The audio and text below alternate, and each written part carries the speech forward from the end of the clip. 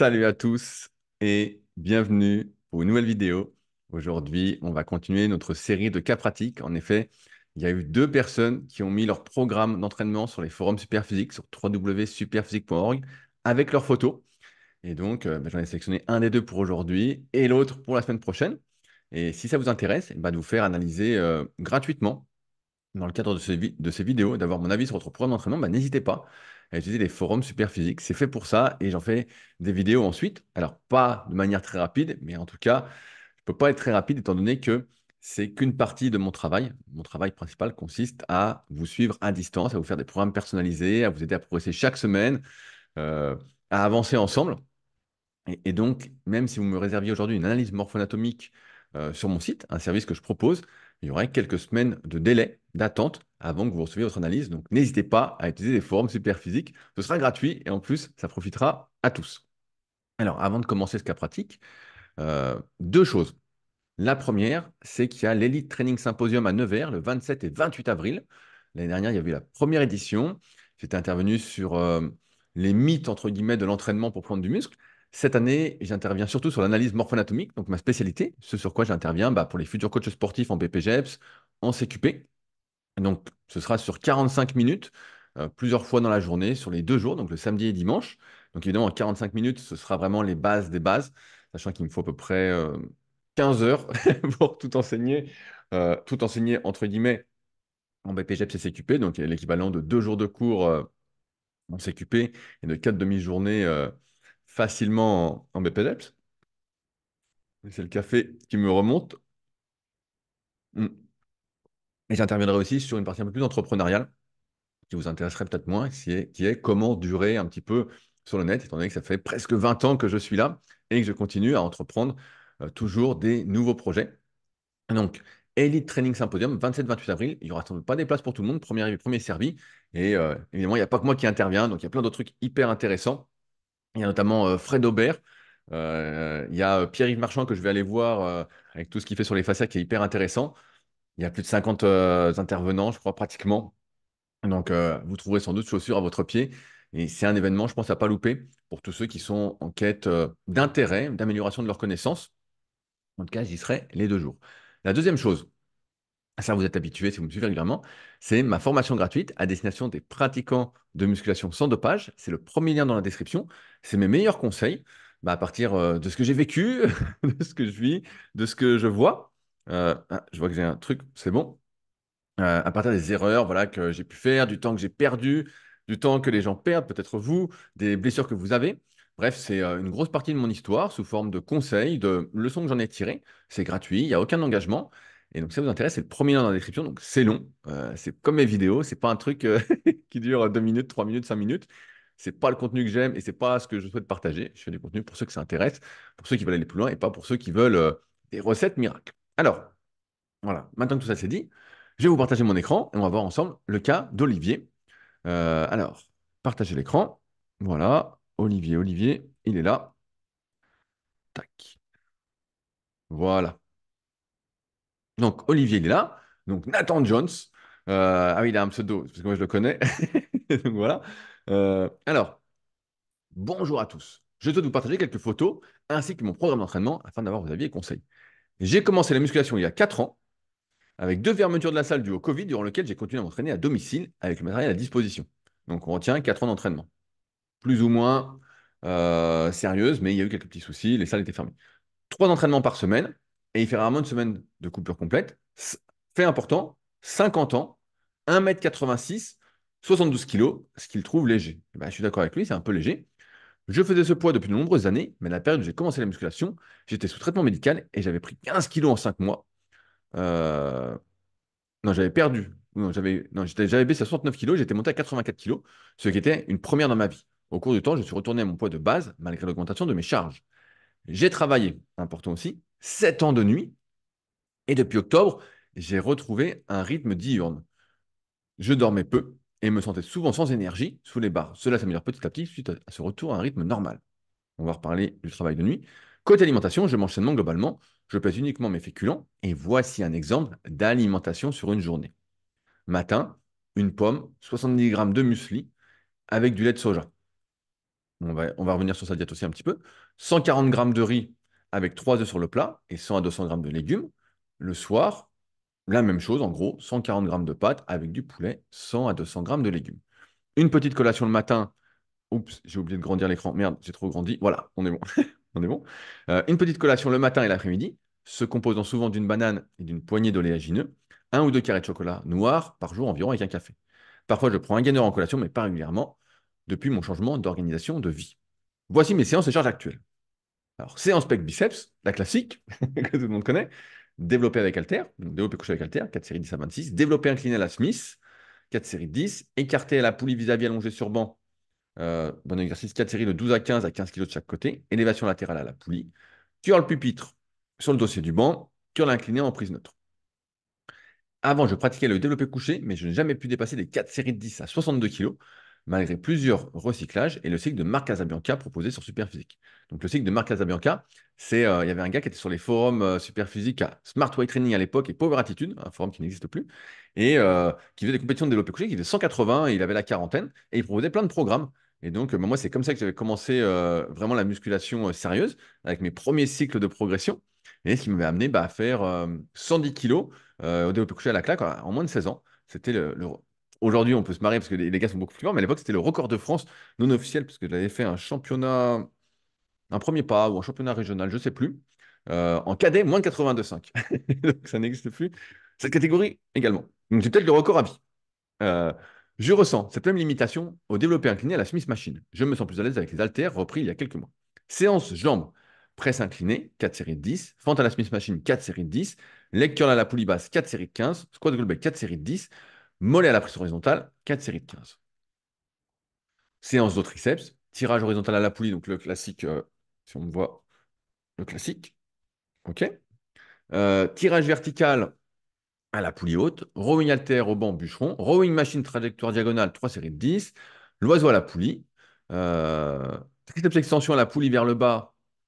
Donc, je pense un classique, bras collés au corps, donc ça doit être ça. Triceps extension poulie vis-à-vis avec barre Z. OK. Je travaille les abdos chez moi, hors des séances, sur un mat ou de gainage environ 4 fois par semaine sans forcer, ainsi que des flexions au banc à lombaire. J'ai pris un peu de muscle durant ces années, peut-être dû à un manque d'énergie sous les barres et donc d'intensité. J'ai pris peu de muscles. Tous vos conseils seront les bienvenus pour me permettre de mieux progresser. Et je vous remercie vivement par avance. Pendant que j'y pense, je parle effectivement très vite. Je vois des fois des commentaires. Je fais attention de parler moins vite, mais c'est dans ma nature. Tout va très vite dans ma tête. Alors, les photos, avant qu'on parle de tout ça.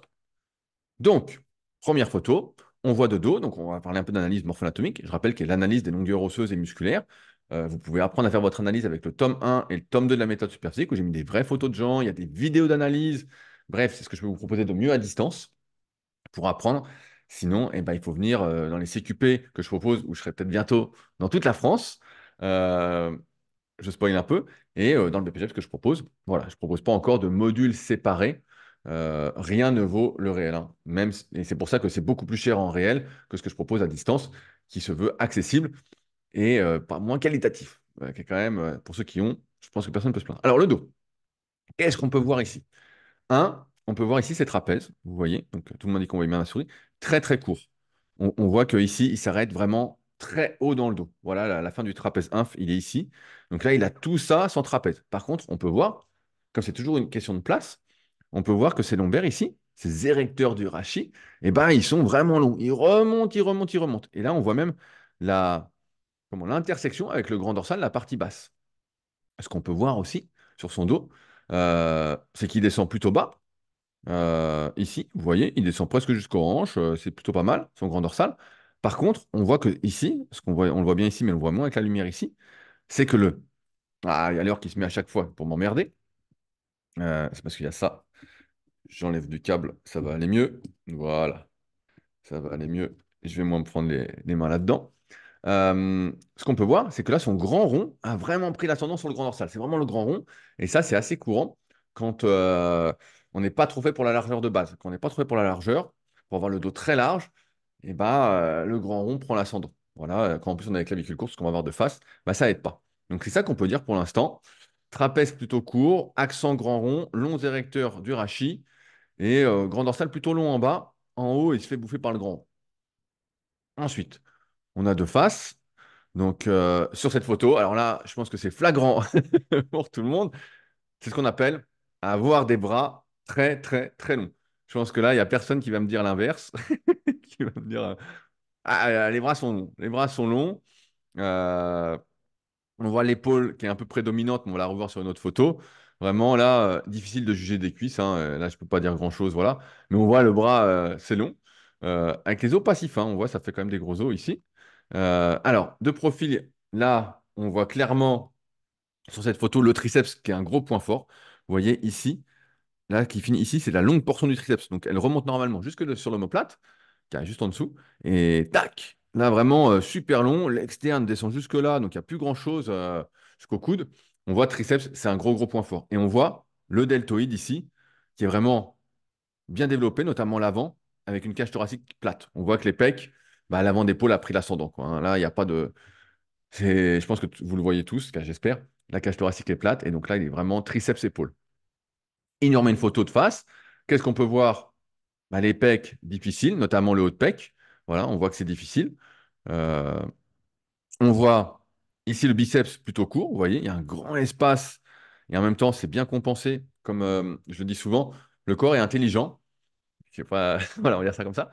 Et donc, c'est quand on avait un muscle court quelque part, par exemple, qui fait la flexion du coude, et ben, il va s'organiser pour que d'autres muscles, entre guillemets, soient longs, ce qu'on appelle les muscles agonistes, qui font le même mouvement. Donc, comme on peut faire de la flexion de coude avec le brachial antérieur, donc le muscle qui est entre les deux ici, entre le biceps et le triceps, et le long supinateur, ce qu'on appelle le brachio-radial maintenant, il va s'arranger pour qu'il soit long. Et là, on voit que, vous voyez, ma souris, vous suivez, il part de là, et il va jusque là. Il va jusqu'à plus de la moitié de l'avant-bras, à peu près.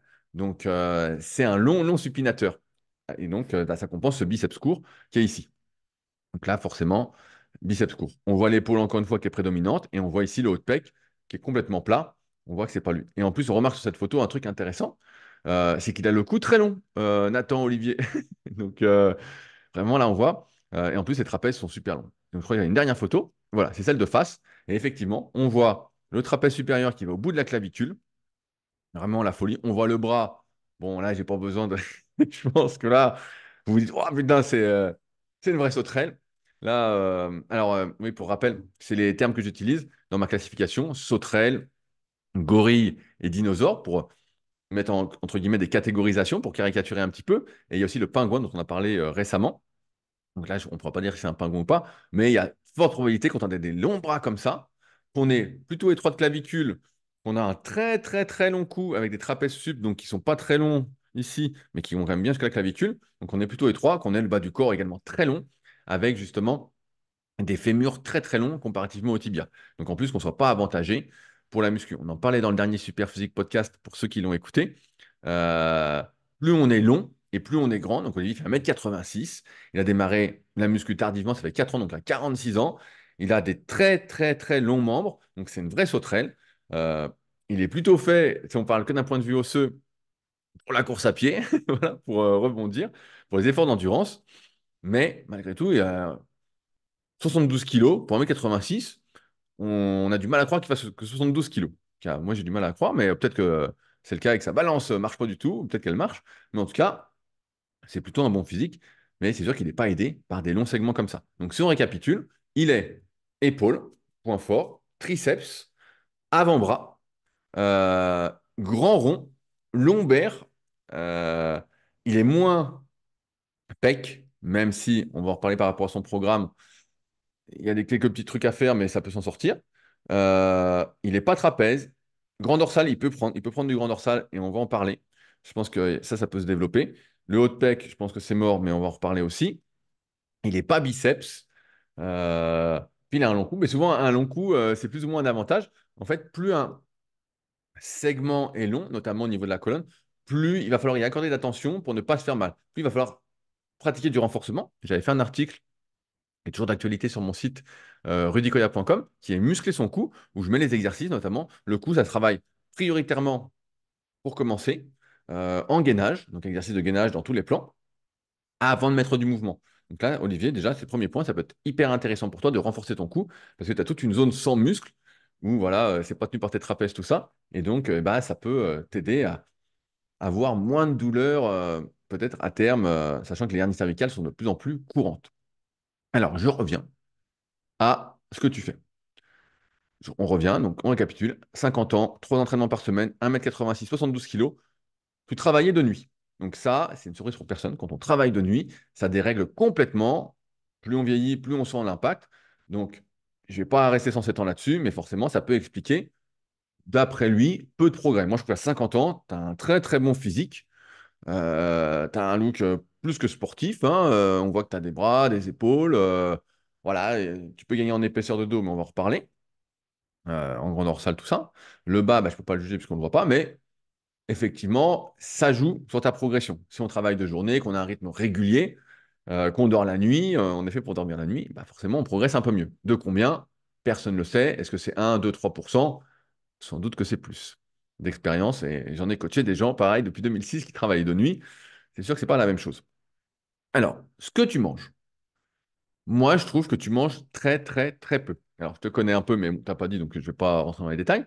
Euh, Je pense que tu pourrais manger plus. Déjà, le matin, muesli, c'est quoi? Est-ce que c'est le super muesli de Superphysique? Donc, nous, on a fait un muesli avec Superphysique Nutrition, donc superphysique-nutrition.fr, qui se suffit à lui-même, avec des flocons de soja, des flocons d'avoine, des graines de courge, donc qui a autant pratiquement de protéines que de glucides. Donc, en fait, quand vous prenez 70 grammes, eh ben, vous avez déjà l'équivalent de pratiquement 25 grammes de protéines, euh, plutôt complète pour ceux qui veulent faire les débats là-dessus.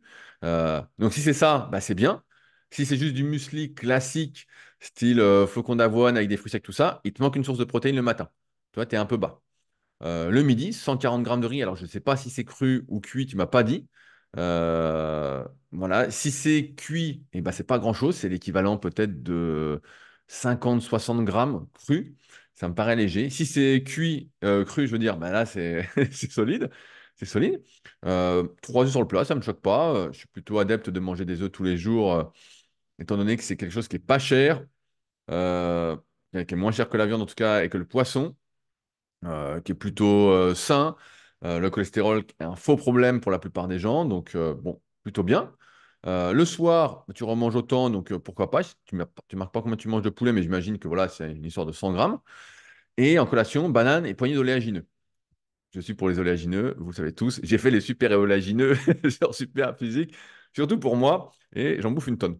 Bref, et pareil, donc je rappelle, on trouve des super oléagineux sur Super Physique, bio, évidemment, comme le muesli bio aussi, qui sont moins chers que ce que vous pouvez retrouver dans le commerce parce que on ne propose en tout cas que des sachets de 1 kg. Donc, comme on en a plein, plein, plein, on fait que des gros sachets d'1 kg, on fait des grosses commandes, et ben on arrive à proposer des prix moins chers que ce qu'on retrouve dans le commerce où souvent la facture monte assez vite. Bref, sur ta diète, ce que je peux dire, Olivier, c'est que pour moi, tu manques de protéines. Vraiment, tu manques de protéines. Tu ne me parles pas aussi d'acides gras essentiels. Je vois pas d'huile d'olive pour les oméga 9. Je vois pas donc de poisson gras, donc il n'y a pas d'oméga 3.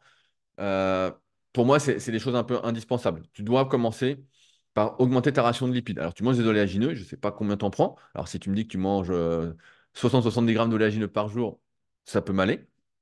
Euh, Moi, je dis ça peut m'aller, voilà. Je pourrais te recommander ça. Mais n'hésite pas à rajouter de l'huile d'olive pour assaisonner tes légumes. Euh, N'hésite pas à rajouter des oméga 3. Donc, souvent, bah, si tu manges pas de poisson gras, les oméga 3 végétaux sont moins intéressants, même si c'est quand même intéressant. Tu peux mettre un peu d'huile de colza ou un peu d'huile de noix. Mais bon, c'est deux oléagineux, ça passe. Mais voilà, rajouter 2-3 gélules de super oméga 3. Pareil, on en propose sur Superphysique. Pour moi, c'est la base des bases. Après, on ne parle pas de complément parce qu'on ne parle pas de budget, tout ça, il n'y a pas ça dans la question. Mais ouais. Et ensuite, augmente un peu tes protéines. Je trouve que tu es un peu faible en protéines, tu vois, même si c'est le super muesli, ça fait 25 le matin. Alors, 140 grammes de riz, on va dire que en fait, c'est pesé cuit. Donc, ça fait 60. Donc, 60, ça fait 6 grammes en étant sympa. 3 œufs, c'est 3 fois 7, 21. Tu es à 30 grammes le midi. Puis le soir, on va estimer que tu as à peu près pareil, 30, 30, 25. Tu es à 85 grammes de protéines. Tu as un peu d'oléagineux. Allez, tu manges 50 grammes. Voilà, ça rajoute. Allez, on est sympa, on rajoute 15 grammes. Tu es à 105 grammes, sachant que tu fais 72 kilos. Et sachant qu'aussi que, à mesure que tu vieillis, on a une tendance à être moins sensible à l'anabolisme. C'est Julien Louis qui en parlait dans un podcast de cyclisme performance, qui était hyper intéressant sur l'alimentation de l'athlète master avec mon pote Mathieu. Et il en parlait, et il disait que justement qu'à mesure qu'on vieillit, ce qui n'est pas une, une surprise pour tous ceux qui sont là depuis longtemps, mais à mesure qu'on vieillit, on est de moins en moins sensible à l'anabolisme. Et c'est pourquoi il faut augmenter l'apport en protéines au lieu de le diminuer. Et c'est pour ça que de nombreuses études semblent démontrer que quand tu rajoutes de la leucine dans ton alimentation, et bah, chez les personnes âgées qui ne mangent pas beaucoup, ça booste un peu l'anabolisme. Alors ça booste, c'est un grand mot, mais pour moi, tu ne manges pas assez d'acides gras et pas assez de protéines. Donc ça pourrait consister, c'est une connerie, à rajouter un peu de protéines dans tes collations. Je sais pas, tu rajoutes 2 fois 20 grammes. Et voilà, parce que finalement, on sait que faut à peu près 2 grammes de protéines par kilo de poids de corps quand on fait de la muscu, quand on fait du sport, quand on veut maximiser, entre guillemets, bah, sa prise de muscle et en même temps sa longévité à mesure qu'on vieillit pour perdre moins de masse globalement, de masse musculaire, de masse osseuse, tout ça. Donc j'augmenterais un petit peu, tu vois, si tu rajoutais 40 grammes, si là tu étais à 100 grammes, et bah, tu serais pratiquement à tes 2 grammes de protéines par kilo de poids de corps. Donc 2 fois 20 grammes, si tu fais une collation l'après-midi, le matin et l'après-midi, ça paye pas de mine. Et ça peut faire une grosse différence et ça ne rajoutera pas beaucoup de calories. Donc voilà sur la diète ce que je ferais. Après, on n'a pas parlé du timing de tes prises alimentaires par rapport à quand tu t'entraînes, tout ça. Pareil, c'est des points que on pourrait regarder, auxquels tu pourrais faire attention. Mais bon, ce n'était pas le sujet du jour. Ensuite, sur les séances, par rapport à ce qu'on a vu. Donc je vais reprendre cette photo-là. Parce que pour moi, elle me parle bien. On voit que tu es très étroit de clavicule, que tu as des très longs bras et que tu as la cage plutôt plate en comparaison. OK? Donc sur cette première séance, et on a vu sur cette photo-là, sur celle-là, on voit le biceps court, OK? Avec un bon avant-bras. Donc quand je vois ça, c'est simple, je vois ton programme, je ne peux que plus soyer avec le fait que le développé couché, bah, ça ne te convient pas. Développé couché classique, forcément, si tu fais ça et que tu as les coudes tout derrière, parce que tu n'as pas de cage et tu as les bras très longs, notamment les avant-bras, bah, ça te surétire dans tous les sens. Donc la notion de surétirement que je développe dans le tome 1 de la méthode Superphysique, qui est le fait qu'on est tellement éloigné de sa longueur optimale musculaire, de sa zone de force, CF, ce qu'on appelle la relation tension-longueur, qui veut dire que nos muscles sont très forts dans une position et plus on s'en éloigne, plus on est faible et plus on est en position de faiblesse, plus on peut se blesser. Et quand on n'est pas avantagé morpho-anatomiquement pour un exercice, eh ben, on ne peut pas compenser ça. On ne peut pas, malgré ce qu'en disent certains, forcément, pas beaucoup de gens qui s'entraînent pour de vrai. Mais donc, le fait que tu sois passé au développé avec haltère pour les pecs, c'est une excellente idée. Parce que là, tu peux gérer plus facilement l'amplitude. Tu peux adopter une prise aussi un peu en semi-pronation. Donc, chut, je montre. Tu peux faire un peu ça. Merde, où est ma main? Je suis là. Donc, au lieu d'être comme ça, tu fais ça. Voilà, pour faire ton développé, voire même comme ça. Tu peux tourner plus ou moins. Donc, ça va réduire l'étirement et tu vas pouvoir choisir l'amplitude de travail. Donc, moins descendre que si tu étais avec la barre. Donc, ça, c'est le premier point. Tu as bien fait. Et c'est normal que tu aies eu du mal à progresser au développé couché avec barre parce que tu es dans une position de faiblesse. Si demain, tu l'avais fait au sol, par exemple, qui est à peu près l'amplitude standard pour ne pas se blesser pour la plupart des gens, et ben, tu aurais vu que c'était beaucoup plus facile.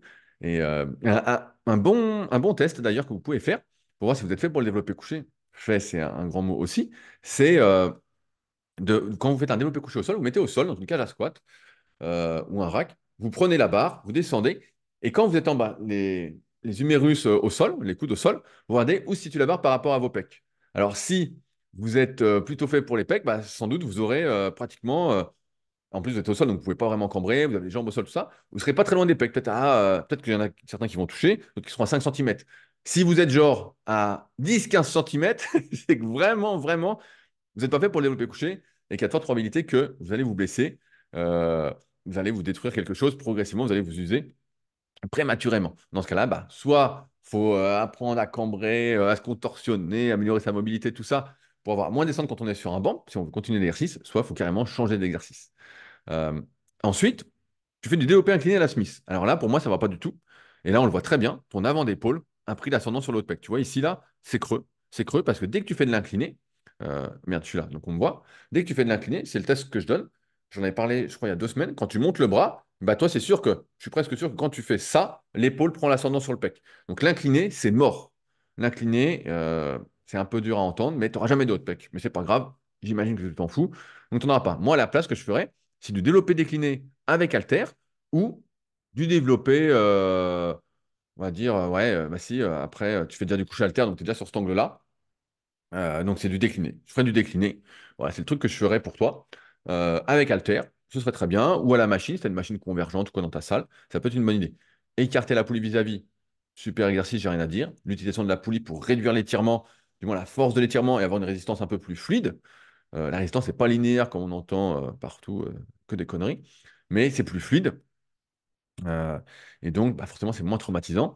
Élévation latérale à la poulie. Bon, les épaules, ça te réussit plutôt bien. Et là, intéressant, on reprend les biceps que tu as mis ici. Biceps plutôt court, avant-bras en point fort. Qu'est-ce qu'on fait? On évite d'aller étirer le biceps. Donc, curl pupitre, le bras en avant du corps, je réduis l'étirement au niveau de l'épaule, de l'insertion du biceps. Super. Et curl incliné, prise neutre. Voilà, un peu d'étirement, mais comme je suis en prise neutre, je désactive le biceps qui participe plus quand on est en supination. Et donc, je suis plus sur le long supinateur. Donc, la séance est bien, on pourrait discuter, voilà, mais c'est très bien. Donc,